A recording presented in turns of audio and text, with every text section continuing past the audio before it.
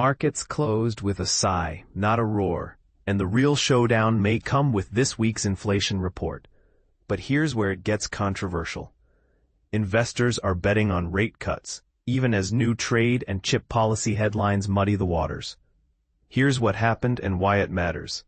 The major U.S. indexes slipped on Monday. The Dow fell 0.45% to 43,975.09. The S&P 500 dipped 0.25% to 6,373.45. And the Nasdaq eased 0.3% to 21,385.40. After strong gains last week for the S&P 500 and Nasdaq, some traders stepped back, locking in profits and waiting for the next catalyst. All eyes are on July's consumer inflation report due Tuesday. Many investors are positioning for a friendlier Federal Reserve later this year, especially after recent leadership changes at the Fed and softer signals from the labor market. Current market pricing suggests roughly 60 basis points of rate cuts by December. And this is the part most people miss. If inflation proves sticky, the Fed's path could be much less generous than those expectations imply. Inflation's potential stickiness is drawing fresh scrutiny.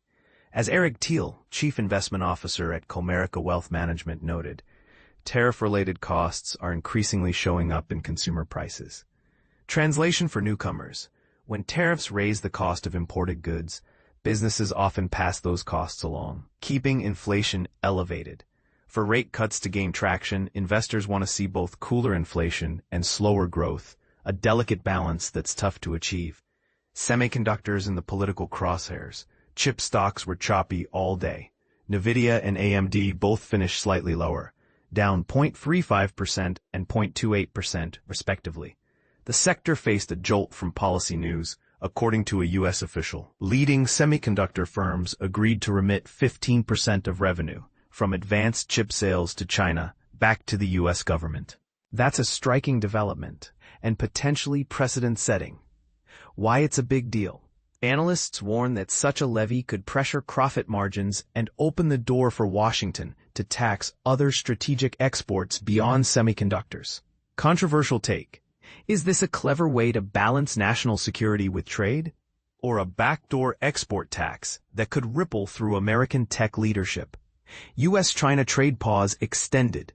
On trade, President Donald Trump signed an executive order extending a pause on sharply higher U.S. tariffs for another 90 days.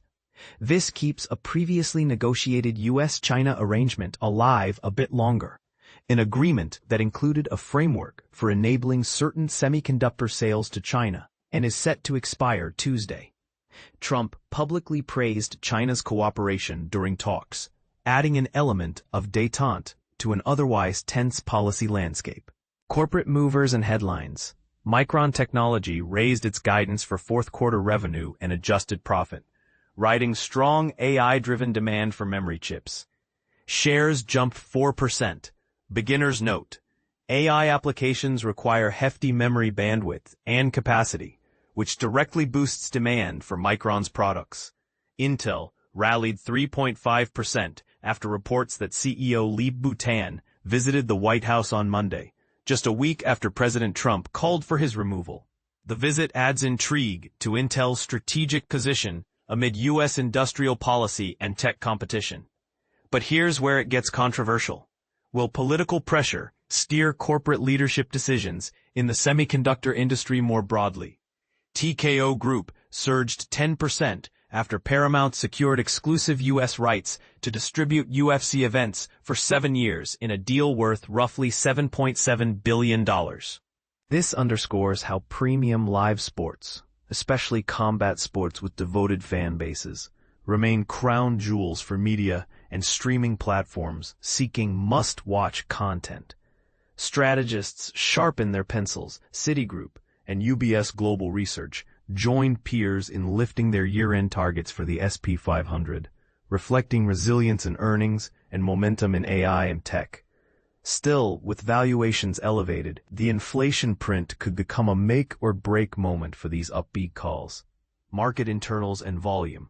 On the NYSE, decliners led advancers by about 1.18 to 1, with 251 new highs and 98 new lows. On the Nasdaq, decliners outpaced advancers by roughly 1.24 to 1. The S&P 500 logged 15 new 52-week highs against 17 new lows, while the Nasdaq posted 73 new highs and 121 new lows. Trading activity was on the lighter side. Roughly 15.5 billion shares changed hands across U.S. exchanges, below the 20-day average of 18.3 billion. Light volume ahead of a major data release is common. It often signals caution rather than conviction. The bigger picture, the market's immediate fate rests on inflation. A cooler reading could validate expectations for rate cuts and extend the rally, while a hot print might reset expectations and spark volatility. Layered on top are evolving U.S. China trade dynamics and bold policy experiments in the semiconductor space. Those crosscurrents can either support a soft landing or complicate it. Your turn. Do you think the 15% revenue sharing requirement on advanced chip sales to China is smart policy or a slippery slope for U.S. exporters? And if inflation stays sticky, should the Fed still cut to support growth or hold the line to protect price stability? Share your take, agree or disagree, in the comments.